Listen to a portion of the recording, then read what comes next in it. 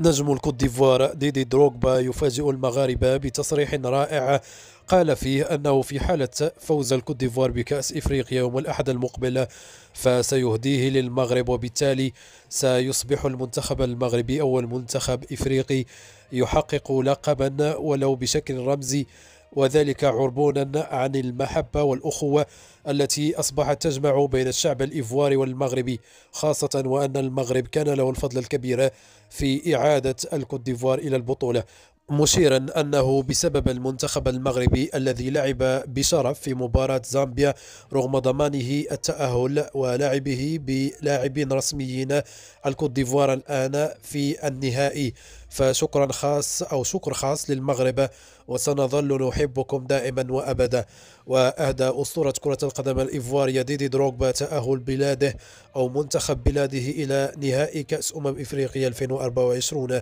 إلى المغرب ملكا وشعبا. وتأهل منتخب الكوت ديفوار إلى نهائي العرس القاري الكان بطريقة دراماتيكية على حساب الكونغو الديمقراطية في نصف النهائي، بعدما حسم اللقاء بهدف نظيف في آخر دقائق المباراة. وكان منتخب الفيلة قاب قوسين أو أدنى من الإقصاء من دور المجموعات أو دور مجموعات كأس إفريقيا، لكنه تأهل بشق الأنفس إلى ثمن النهائي بعدما احتل المركز الثالث في مجموعته الأولى برصيد 3 نقاط. ويدين منتخب كوت ديفوار بهذا التأهل كواحد من أفضل التوالث في البطولة القارية إلى منتخب المغرب الذي فاز على زامبيا بهدف نظيف في الجولة الثالثة من دور المجموعات، ليحتل منتخب أسود الأطلس صدارة مجموعتهم السادسة ب7 نقاط، ويقصي بذلك منتخب زامبيا إثر احتلاله المرتبة الثالثة